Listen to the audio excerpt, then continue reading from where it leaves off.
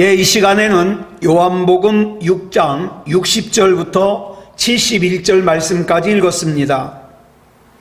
오늘은 요한복음 19번째 시간으로 부제목은 영적인 사람이란입니다. 영적인 사람이란. 요한복음에는 나는 뭐뭐다 이렇게 예수님께서 선언하신 말씀이 7개가 나옵니다. 첫 번째로는 뭐라고 말씀하시냐? 나는 생명의 떡이다. 두 번째로는 나는 생명의 빛이다. 세 번째로는 나는 양의 문이다. 네 번째로는 나는 선한 목자다. 다섯 번째로는 나는 부활이요 생명이다. 여섯 번째로는 나는 길이요 진리요 생명이다. 일곱 번째로는 나는 포도나무다. 이렇게 선언을 하십니다. 그 중에서 오늘은 첫 번째로 본문 47절로 48절을 보면 예수님께서 자신을 뭐라고 소개하시느냐? 생명의 떡이라고 소개하십니다. 같이 읽겠습니다. 시작. 진실로 진실로 너희에게 이르노니 믿는 자는 영생을 가졌나니 내가 곧 생명의 떡이니라. 여기서 예수님께서 자신을 생명의 떡이라고 하니까 유대인들이 이 예수님이 말씀하시는 생명의 떡이 마치 자기 선조들이 출애굽을해서 광야 생활을 할 때 하늘에서 내렸던 만나 같은 그런 육신의 양식으로 이해를 했어요. 그러나 예수님께서 말씀하신 생명의 떡은 광야에서 먹었던 그 만나와는 다른 종류의 떡이에요. 이걸 일깨워 주시기 위해서 그 다음에 나오는 49절부터 50절까지 이렇게 말씀하셔요. 시작. 너희 조상들은 광야에서 만나를 먹었어도 죽었거니와 이는 하늘에서 내려오는 떡이니 사람으로 하여금 먹고 죽지 아니하게 하는 것이니라. 여기서 중요한 구절이 50절 말씀이거든요. 50절만 다시 한번 읽겠습니다. 시작. 이는 하늘에서 내려오는 떡이니 사람으로 하여금 먹고 죽지 아니하게 하는 것이니라. 자, 그렇다면 저와 여러분이 예수님을 믿는다고 얘기를 하는데 생명의 떡이신 예수님을 믿는다는 사람은 어떤 사람이어야 되겠습니까? 무엇보다도 죽지 않는 사람이어야 되죠. 특히 자기 자신을 죽지 않게 하는 사람이어야 됩니다. 이건 너무너무 중요해요. 자기 자신을 죽지 않게 하는 사람이 다른 사람도 죽지 않게 할 수 있고 궁극적으로 다른 사람을 살릴 수 있다 이 말입니다. 다시 말해서 불신앙 때문이든 또는 시험에 들어서 실족했기 때문이든 하여튼 주님으로부터 떠난 사람은, 신앙으로부터 떠난 사람은 곧 뭐예요? 자기를 죽이는 사람이에요. 이렇게 자기를 죽이는 사람은 어떤 경우에도 다른 사람을 살리는 하나님의 일에 동참할 수 없어요. 왜냐하면 자기를 죽이는 사람은 자기가 원하든 원하지 않든 의식하든 의식하지 않든 죽음의 열매를 맺을 수밖에 없어요. 생각도 죽음의 열매, 말도 죽음의 열매, 행동도 죽음의 열매. 그래가지고 어떡합니까? 자기 자신도 죽음의 열매를 맺지만 그 죽음의 열매 때문에 어떻게 해요? 주변에 있는 사람들도 시험에 들게 만들어요. 실족하게 만들어요. 그 결국 주님을 떠나게 만들죠. 그러면 우리는 여기서 중요한 질문을 하나 해야 돼요. 뭐냐면 예수님께서 마태복음 16장 24절에서 이렇게 말씀하셨거든요. 줄친 것만 볼까요? 시작. 누구든지 나를 따라오려거든 자기를 부인하고. 자기를 부인한다는 말이 뭐예요? 죽이라는 거예요. 자기를 죽이라는 거예요. 그러면 마태복음 16장 24절에서 자기를 죽이라고 명령했던 주님께서 왜 본문에서는 자기를 죽지 않게 해야 된다고 정반대의 말씀을 하실까? 여기서 우리는 죽어야 할 나와 죽지 말아야 할 나를 잘 구분할 수 있어야 돼요. 사도 바울이 이 질문에 대하여 대답하기를 죽어야 할 나는 누구다? 겉사람이다. 죽지 말아야 할 나는 누구다? 속사람이다. 여기서 나의 겉사람은 뭡니까? 탐욕과 욕망과 이기심과 증오심으로 가득 차요. 그런 육체에 속한 부분이에요. 그런데 나의 속사람은요, 하나님을 바라보길 원해요. 하나님을 따라가길 원해요. 하나님이 있는 곳에 나도 있길 원해요. 이게 속사람이에요. 그러므로 나의 겉사람이 흥한다는 것은 곧 무슨 뜻입니까? 나의 속사람이 죽었다는 뜻이에요. 예? 그러면 내 속사람이 건강하게 살아있다는 건 무슨 뜻입니까?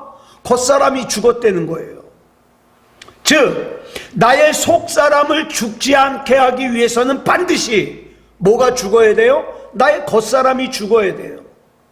이것을 사도 바울이 고린도전서 9장 26절로 27절에서 이렇게 고백해요. 시작. 그러므로 나는 다름질하기를 향방 없는 것 같이 아니하고 싸우기를 허공을 치는 것 같이 아니하며 내가 내 몸을 쳐 복종하게 함은 내가 남에게 전파한 후에 자신이 도리어 버림을 당할까 두려워함이로다. 사도 바울은 늘 자기 자신을 쳐서 하나님의 말씀에 복종하게 해요. 왜? 사도 바울이 전도를 했는데 사도 바울에게 전도를 받은 사람은 구원받아서 하나님 나라 갔는데 자기가 오히려 버림받을까 봐. 저도 이게 제일 걱정이에요. 제일 싫어요. 제가 지금까지 새소망교회에서 28년 동안 설교를 얼마나 많이 했습니까? 근데 그 설교의 주제가 뭐예요? 구원받을 만한 믿음 가지자는 거예요. 생명책에 이름이 기록되자는 거예요. 근데 이렇게 실컷 해놓고 제가 마음으로 생각으로 죄를 짓고 하나님을 떠나서 내가 만약에 구원을 받지 못한다, 이런 일이 있으면 안 되죠. 안 되죠. 그래서 사도 바울이 어떻게 했어요? 내 몸을 쳐서 나는 하나님의 말씀에 복종하게 한다 이 말이에요. 그러면 여기서 내 몸을 쳐서 복종한다는 이 몸이 뭐냐? 두말할 것도 없죠. 겉사람이죠. 여러분, 우리 겉사람은 가만히 놔두면 어디로 가요? 죄로 가요. 내 겉사람은 가만히 놔두면 욕심을 부리고 미워하고 내 기분대로 살고 그래요. 그러니까 그런 내 겉사람을 갖다가 쳐서 하나님의 말씀에 복종시켜야 내 속사람이 건강하다 이 말입니다.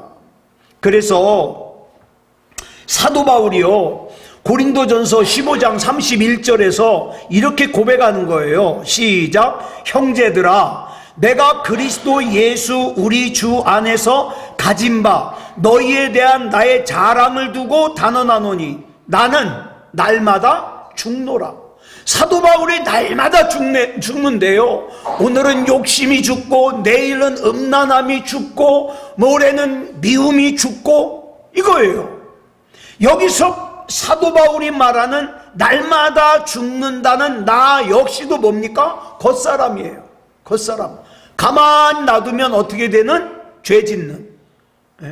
자, 그러면 사도 바울은 왜 이토록 자기를 쳐서 복종시키고 날마다 자기의 겉사람을 죽게 했을까? 사도 바울은 알았어요. 내 속사람을 죽지 않고 건강하게 살게 하기 위해서는 내 겉사람이 죽어야 되니까. 그러니까 우리 사람들 마찬가지예요.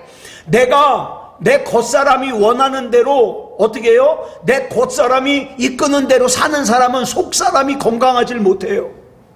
예? 그런데 내 속사람이 건강한 사람은 어떡합니까? 자꾸 내 겉사람이 요구하는 걸 어떻게 해요?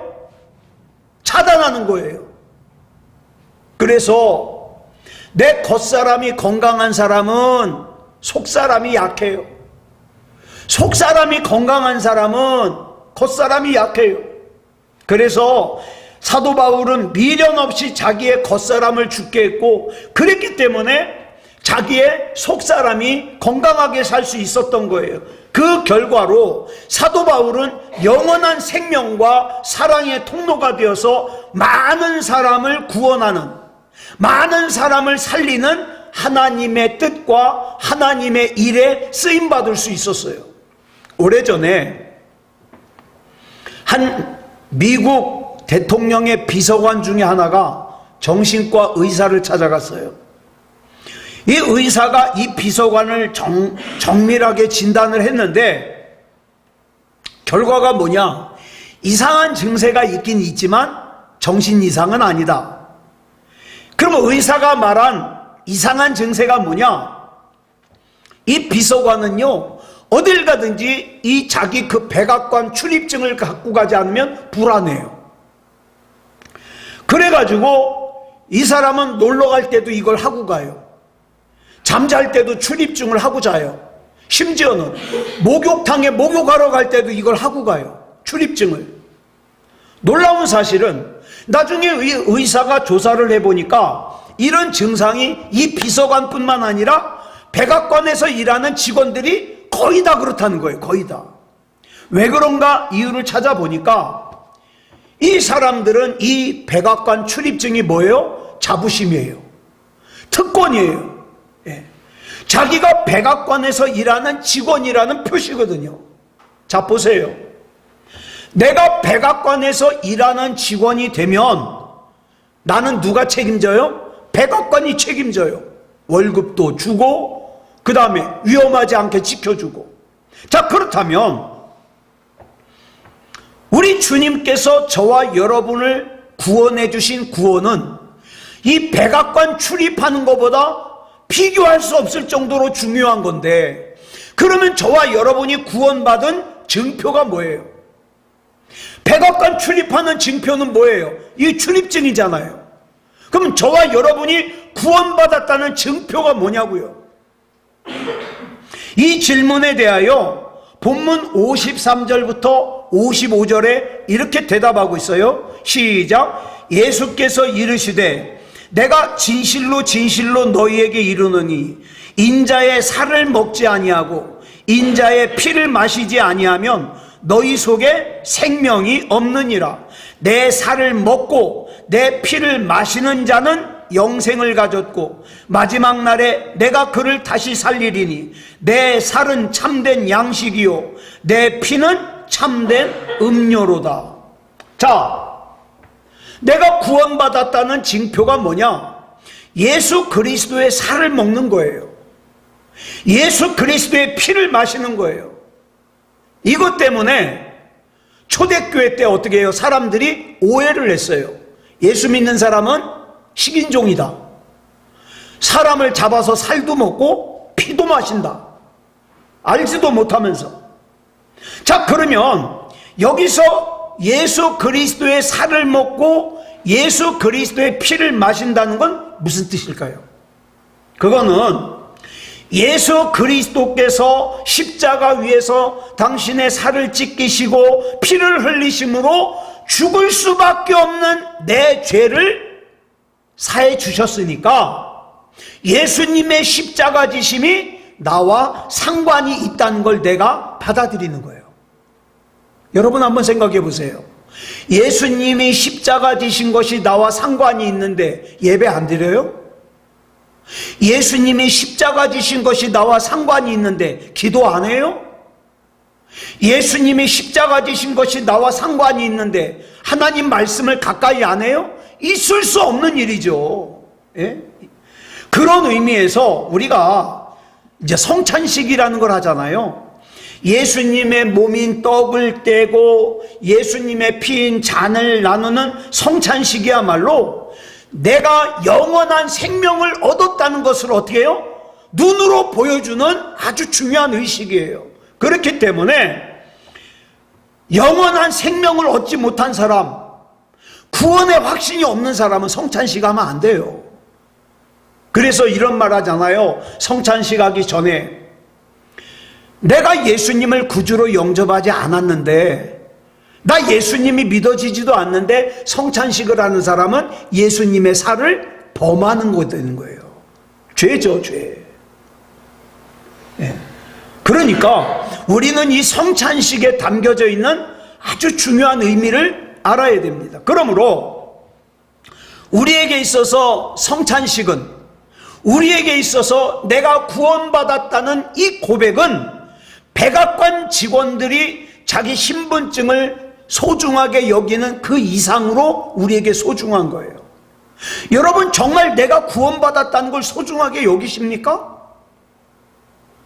내 이름이 생명책에 기록됐다는 걸 소중하게 여기냐고요. 이걸 갖다가 하찮게 여기는 사람은 어때요? 구원받았을 수가 없죠. 그렇다면 이 영원한 생명이 우리의 노력으로 되느냐? 아닙니다. 하나님께서 택정하여 주시고 불가항력적인 은혜로 나를 불러주시고 나를 의롭다고 인정해 주심으로 이것이 가능한 거예요. 여러분 한번 생각해 보세요. 지금까지 신앙생활하면서 내가 하나님으로부터 튕기쳐 나가려고 했던 적이 한두 번이 아니에요. 그러나 그때마다 주님께서 나를 붙잡으시고 주님 안에 품으시고 기다려주시고 참아주시고, 그래서 오늘에 이른 거 아니에요. 예? 심지어는 나를 구원하시기 위해서 독생자 예수 그리스도를 십자가에 내어주셔서 죽게 하시기까지 나를 사랑하시고, 그렇게 해서 나에게 영원한 생명을 주신 하나님께서 지금 이 순간 나와 함께 계시다는 것을 믿는다면 왜 두렵겠어요? 왜 염려하겠어요? 왜 염려하느냐? 이론적으로는 알아요. 내가 예수 믿었으니까 나는 구원 받았을 거야. 나는 하나님 거야. 난 천국 갈 수 있을 거야. 이론적으로는 아는데 어때요? 실제로는 안 믿어지거든요. 하나님이 나 책임진다는 게 안 믿어지거든요. 그러니까 불안한 거예요. 못 맡겨요. 못 맡겨. 예. 그래서 진짜 예수님을 믿고 진짜 예수님께서 나를 책임지심을 믿는 사람은 두려워하지 않아요. 근심하지 않아요. 그래서 사도 바울이 로마서 8장 31절에서 이런 고백을 해요. 시작. 그런즉 이 일에 대하여 우리가 무슨 말 하리요? 만일 하나님이 우리를 위하시면 누가 우리를 대적하리요? 그 말씀이에요. 하나님이 나의 구주시면 뭐가 두렵겠어요? 염려할 것이 없죠. 그런데 내 인생의 문제를 내가 책임지려고 그러니까 두려운 거예요. 이 문제를 내가 해결하려고 그러니까 염려가 되는 거예요. 입으로는 주님이라 그러면서 못 맡기는 거예요. 이게 문제죠. 우리에게 영원한 증표를 주신 전능하신 하나님께서 지금 나와 함께 계시는데 이 시간에 이 순간에 누가 감히 나한테 대적하냐고요. 내게는 예수 그리스도의 이름이 있는데 예수 그리스도 이름으로 명하노니 나를 무너뜨리려고 하는 세력은 결박되어 무저갱에 던져질지어다 선포하는데, 또 로마서 8장 32절에 보니까 이런 고백을 하고 있어요. 시작. 자기 아들을 아끼지 아니하시고 우리 모든 사람을 위하여 내주신 이가 어찌 그 아들과 함께 모든 것을 우리에게 주시지 아니하겠느냐. 아까 말씀드렸죠. 백악관 출입증을 가진 사람은 백악관이 책임져 줘요. 마찬가지로 구원의 증표를 가진 사람은 하나님이 책임지세요. 하나님이. 그러므로 내가 하나님 앞에서 올바른 그리스도인이 된다는 것은 어떤 뜻이냐? 나의 겉사람이 아닌 나의 속사람, 나의 육체가 아닌 나의 영이 하나님 앞에서 바로 서는 거예요. 하나님 앞에서. 자, 그러면서 이제 이어지는 본문 63절을 보니까 예수님께서 이렇게 말씀하셨어요. 시작. 살리는 것은 영이니 육은 무익하니라. 내가 너희에게 이른 말은 영이요 생명이라. 그리스도인이 반드시 영적인 존재가 되어야 되는 이유가 바로 여기 있어요. 우리가 영적인 존재가 되는 것만이 영원히 사는 길이에요. 물론 우리가 입고 있는 이 육체는요, 앞으로 얼마 정도 쓰고 나면 어떡합니까? 팔도 움직이기 힘들고 다리도 움직이기 힘들고, 예? 그러다가 또 시간이 지나면 어떻게 해요? 내 코끝에서 호흡이 멈춰요. 그러면 끝이에요.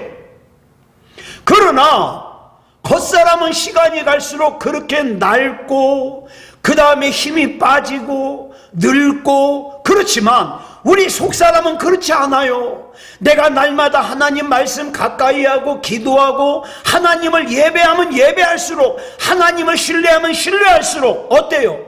내 속사람은 더 건강해지는 거예요. 그래서 어떻게 해요? 영원히 사는 거죠. 영원히. 그래서 교회는요, 영적인 존재가 될 것을 강조하는 곳이에요. 예? 뭐 돈 많이 버는 법, 부자가 되는 법, 그건 나도 모르죠. 내가 부자가 되는 법을 알았으면 내가 벌써 부자가 될게요? 난 그거 몰라요. 또 건강하게 사는 법, 그건 나도 몰라요. 뭐 열심히 운동하면 되겠지. 그런데 분명하게 알 수 있는 것은 영원히 사는 길은 알아요. 예수님을 구주로 영접하고 내가 영적인 존재가 되면 영원히 살 수 있어요. 그렇지만 오늘날의 교회가 이 영적인 존재가 되는 것을 별로 얘기를 안 해요. 그저 내가 원하는 대로 이루어지는 거, 편하게 사는 거, 걱정거리 없어지는 거, 이런 것만 얘기를 한다고요. 아니에요. 그러다 보니까 교회가 점점 신뢰를 상실해가요. 여러분, 우리 주변에서 진짜 존경할 만한 그리스도인이 누가 있어요? 오늘날의 우리의 비참함이 그건 것 같아요. 오늘날 우리의 불행함이 그건 것 같아요. 존경할 만한 신앙의 어른이 없어요. 옛날엔 보면은 있었어요. 예? 학교도 나오지 않은 분인데도 그분만 보면은 영적인 거인 앞에 서는 것 같아요. 그래가지고 어떡합니까? 기도 제목이 있으면 얘기하기도 하고 기도받기도 하고. 그런데 오늘날 영적인 거인이 없어요. 영적인 어른이. 그 이유가 뭐 때문이냐? 이 땅의 교회와 그리스도인들이 참다운 영적인 존재가 되지 못했거나, 아니면 영적인 존재가 되는 것에 관심이 없거나, 아니면 영적인 존재가 되는 것이 뭔지를 모르기 때문에 그래요. 내가 영적인 존재가 된다는 거, 그거는요 간단해요. 내 속사람이, 내 영이 하나님 앞에 똑바로 사는 거예요. 하나님 앞에. 그건 절대로 뜬구름 잡는 듯이 그렇게 비현실적인 얘기가 아니에요. 예수님께서 뭐라 그랬어요? 본문 6절에서 내가 너희에게 이른 말은 영이요 생명이다, 이렇게 말씀하셨어요. 즉 예수님께서 하신 모든 말씀이 영의 말씀이요 생명의 말씀이라는 거예요. 우리 간단하게 이런 말씀 있잖아요. 수고하고 무거운 짐진 자들아 다 내게로 오라, 내가 너희를 쉬게 하리라. 그랬으면 내 마음에 있는 수고와 무거운 짐을 그냥 주님께 맡기면 돼요. 그런데 자기가 틀어지고 있어요. 야, 이 문제 어떻게 해결할까? 이 문제 어떻게 해결할까? 그러니까 무거운 짐을 벗을 수가 없는 거예요. 하나님 책임져 주시옵소서. 여러분, 법관이 오늘 시편을 쓰다 보니까 82편에 법관에 대해서 썼더라고요. 제가 몇 번을 읽었어요. 자, 법관이 어떤 마음, 어떤 생각을 가지고 있는가는 뭘로 나타나요? 그 사람의 판결로 나타나요. 자, 그러면 운전자가 이 사람이 술 취한 사람인지 아니면 온전한 사람인지 보통 사람인지 뭘로 나타나요? 자동차가 달리는 모습 보면 알아요. 운전자가 술 취한 음주운전자면 어떻게 해요? 차가 삐뚤빼뚤 가겠죠. 응? 자, 그러면 우리 속사람이 예수 그리스도를 쫓고 따르는 것은 뭘로 나타날까요? 우리 겉사람으로 나타나요. 겉사람으로. 아무리 내가 입으로 믿음을 얘기하고 주여 주여 그러고 내가 얼마나 대단한 신앙생활을 했는지 얘기를 해도 내 삶을 통해서 예수 그리스도가 나타나지 않으면 그 사람은 영적인 존재가 아닐 가능성이 커요. 왜냐하면 보이지 않는 영은 보이는 그 사람의 겉사람을 통해서 나타나기 때문에.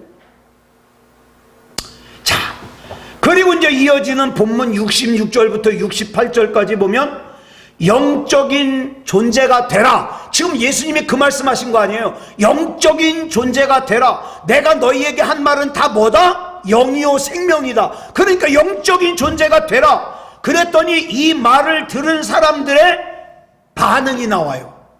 어떤 반응이 나오냐? 본문 66절을 보니까 줄친 것만 볼까요? 시작. 그의 제자 중에서 많은 사람이 떠나가고.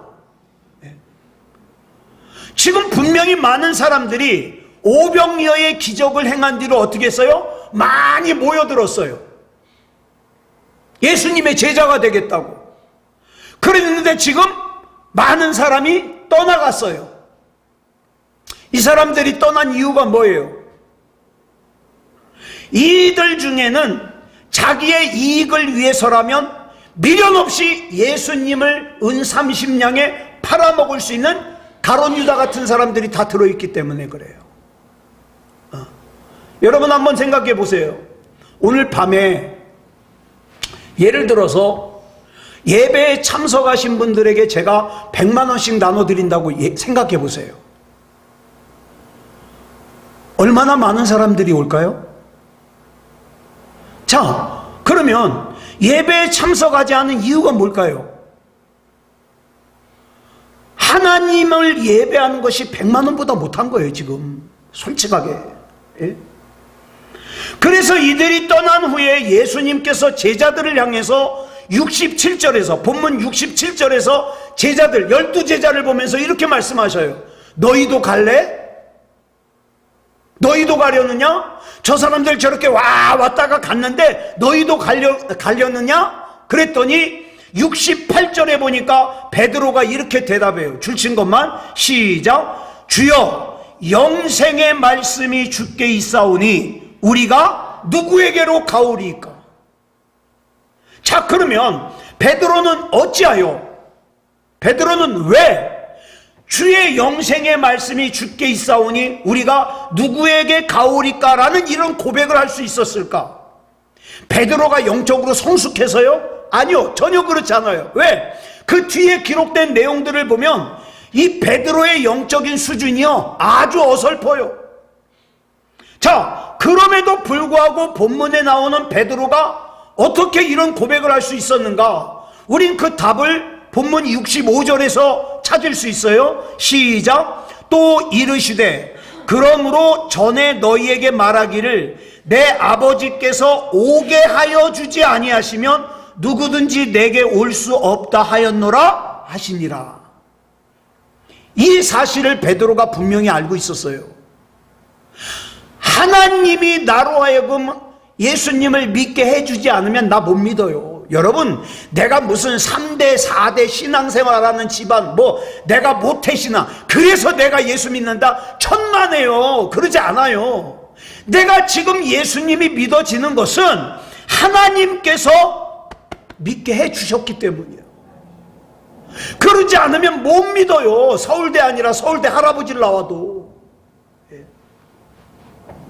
자기가 예수님이 믿어지고 예수님을 따르게 된 것은 결코 자기가 잘났기 때문도 아니고 자기의 능력이 특별이기 때문도 아니고 자기를 선택해 주시고 불러주시고 구원해 주셨기 때문이라는 거예요.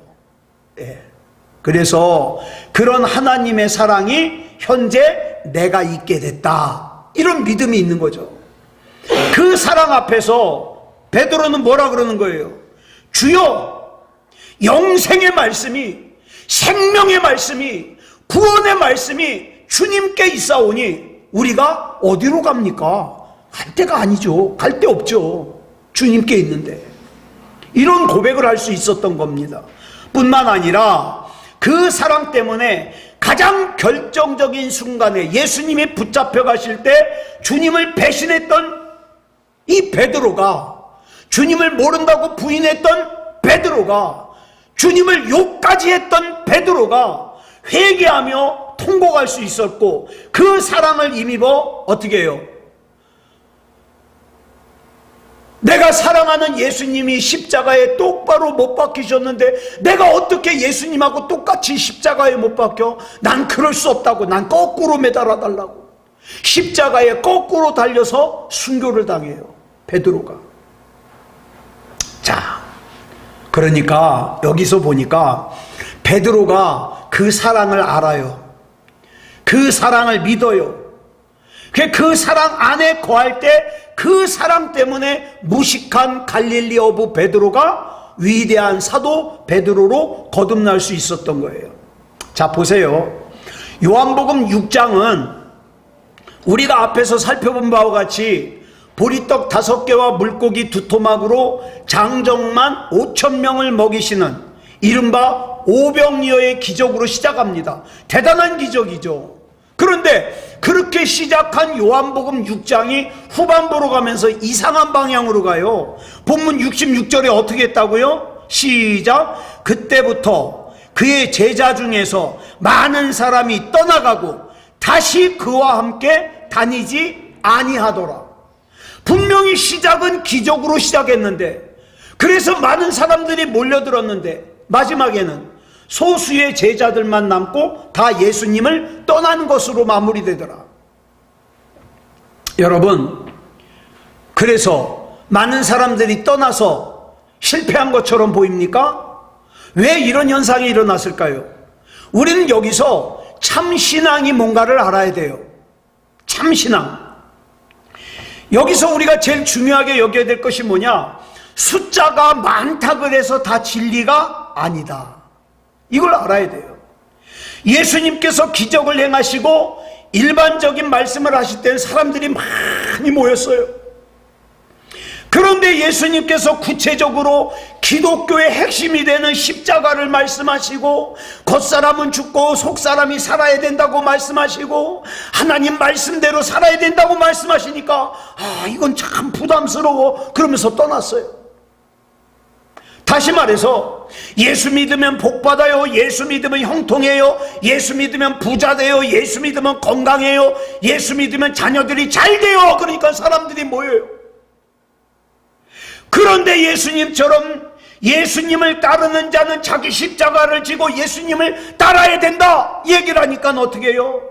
용서할 사람 용서해야 된다, 사랑해야 된다, 회개해야 된다. 그러니까 이 말씀은 부담스러워. 그러면서 떠나는 거예요. 여기서 교회가 조심해야 될 진리가 있어요. 뭐냐? 사람들의 수가 줄어드는 것을 두려워하지 말아야 된다는 거죠. 사람들의 수가 줄어들까봐 사람들이 듣기 좋은 말만 하면 안 된다. 사람들이 부담스러워서 다 떠난다 할지라도 진리의 말씀은 선포돼야 된다. 자, 아까 우리 앞에서 요한복음 6장 2절을 보니까 많은 사람들이 예수님께 왜 모였다 그랬어요? 시작. 큰 무리가 따르니 이는 병자들에게 행하시는 표적을 보았음이로라. 병자를 고치는 걸 봤기 때문에 많이 몰려든 거예요. 또 요한복음 6장 26절을 보니까 뭐라 그랬어요? 시작. 예수께서 대답하여 이르시되 내가 진실로 진실로 너희에게 이르노니 너희가 나를 찾는 것은 표적을 본 까닭이 아니요 떡을 먹고 배부른 까닭이로다. 다시 말해서 예수 믿고 부자 되려고, 예수 믿고 출세하려고, 예수 믿고 건강하게 살려고, 예수 믿고 편하게 살려고 예수님을 찾아 모였어요. 이게 오병이어의 기적으로 모인 사람들의 모인 이유예요. 왜 모였어요? 또 먹여달라고, 또 병자 고쳐달라고 몰려들었어요. 심지어는요, 오병이어의 기적을 경험한 사람들이, 배불리 먹은 사람들이 예수님을 왕으로 삼으려고 그랬어요. 왕으로. 이 사람들이 예수님을 왕으로 삼으려고 했던 이유가 뭐예요? 자긴 일 안 하고 먹고 살 수 있을 것 같거든요. 맨날 도시락만 하나 있으면 수많은 사람들 먹을 수 있으니까. 내가 필요한 거, 내 욕구를 채워줄 수 있을 것 같았어요. 예. 잘 보세요. 여기에 굉장한 함정이 있어요. 하나님의 말씀이 나에게 요구하는 것을 내가 채우려고 하는 것이 아니라 어떻게 해요? 내 욕구를 하나님이 채워주는 것을 원해요. 여러분, 요즘에요, 예수 믿는다는 사람들 중에 이런 사람들 많아요. 하나님은 내 필요를 채워주시는 분, 요것까지만 해요. 그러나 성경이 우리에게 요구하는 건 뭡니까? 하나님의 말씀이 요구하는 것을 우리가 순종해야 되는 거예요. 예수님께서 마태복음 16장 24절에서 뭐라고 말씀하셨어요? 시작. 누구든지 나를 따라오려거든 자기를 부인하고 자기 십자가를 지고 나를 따를 것이니라. 예? 자기를 부인하라니까, 자기 십자가를 지고 따르라니까 다 도망가 버리는 거예요. 부담스럽다고. 예. 예수님이 하시는 말씀의 주제가 육체적인 양식을 채워주는 거에서 영의 양식으로 바뀌니까 나에겐 영의 양식 필요 없어. 그러면서 떠나더라는 거예요. 자, 본문 60절 보겠습니다. 시작. 제자 중 여럿이 듣고 말하되 이 말씀은 어렵도다. 누가 들을 수 있느냐 한데, 여기 보면 무리가 예수님의 말씀을 듣고 어렵대요. 자, 그럼 여기 이 어렵다는 말의 뜻을 한번 볼까요? 이해를 못한다는 뜻일까요? 아니에요. 이해를 못한다는 뜻이 아니라, 야, 이 말씀 내가 참 받아들이기 불편하다, 이거예요. 즉 내가 지금 예수님께 온 이유는 내 육체의 필요를 채우려고 왔는데, 예수님께서는 계속 영적인 말씀만 하시니까 불편하다는 거예요. 그래서 어떻게 됐다고요? 본문 66절 시작. 그때부터 그의 제자 중에서 많은 사람이 떠나가고 다시 그와 함께 다니지 아니하더라. 자, 그러면 사람들이 듣기 싫어하니까 영적인 얘기 하지 말까요? 자, 듣기 불편한 얘기는 안 할 테니까 어서 와가지고 교회 자리 좀 채우시오, 그럴까요? 그거는 교회 사명이 아니에요. 무조건 복을 받는다 그러면, 무조건 잘 된다고 하면, 무조건 부자가 된다고 하면, 무조건 건강하게 된다고 하면 사람들이 좋아해요. 예? 막 복 받으시오 그러면 막 아멘도 크게 하고 말이죠. 부자 되시오 그러면 아멘 크게 하고. 그런데 오늘 본문 말씀을 보니까 하나님께서 원하시는 진리 말씀을 전하면 사람들의 숫자가 줄어들 수도 있다, 이 말씀을 하시잖아요. 그런데 교회가 그걸 두려워하면 안 된다. 자, 본문 67절에서 믿음의 본질을 떠나가는 사람들을 보면서 예수님께서 제자들에게 물으셨죠. 너희도 가려느냐? 그때 베드로가 뭐라 그랬다고요? 줄친 것만 시작. 주여, 영생의 말씀이 주께 있사오니 우리가 누구에게로 가오리까? 기적과 떡에 관심이 있어서 몰려왔던 사람들은 예수님이 하시는 말씀이 부담스러워서 다 떠났어요. 어떤 사람은 교회가 작아서 떠나요. 어떤 사람은 마음이 불편해서 떠나요. 어떤 사람은 뭐가 마음에 안 들어서 떠나요. 다 떠나요. 근데 제자들은 어떻게 했어요? 하나님의 말씀에 인생을 걸었어요. 중요한 것은 영생의 말씀인데, 중요한 것은 영원한 생명의 말씀인데, 그 영원한 생명이 여기 예수님께 있는데 우리가 어디로 갑니까? 거기에다가 생명을 거는 거예요. 나는 지금 내가 듣기 좋은 말을 들으러 나온 것도 아니고 사람들과 친교하러 나온 것도 아니고 나는 영생의 말씀을 들으러 왔는데, 그 영생의 말씀이 여기 있는데 내가 누구에로 갑니까? 나는 주님이면 충분합니다. 나는 주님이면 그걸로 만족합니다. 이런 신앙의 고백이 저와 여러분에게 있어야 된다, 이 말입니다. 오늘 이 밤에 우리 기도할 거잖아요. 뭘 기도할 거예요? 하나님, 못 주세요, 못 주세요, 못 주세요. 하나님, 나 여기 아파요, 저기 아파요. 하나님, 나 이거 불편해요, 저게 불편해요. 나 이게 걱정이에요, 저게 걱정이에요. 그거 기도할까요? 예수님께서 십자가를 지심으로 나를 구원해 주셨는데, 그 구원함을 받은 내가 어떻게 영적으로 살까요? 내가 어떻게 하나님의 말씀에 반응하며 살까요? 하나님, 인도해 주세요. 하나님을 기쁘시게 하는 내가 되게 해주시고, 하나님을 기쁘시게 하는 우리 가정이 되게 해주시고, 하나님을 기쁘시게 하는 우리 교회가 되게 해주세요. 그렇게 기도해야죠.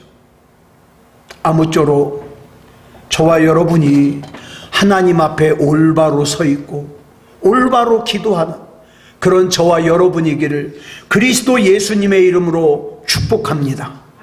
기도하겠습니다. 사랑의 아버지 하나님, 감사합니다.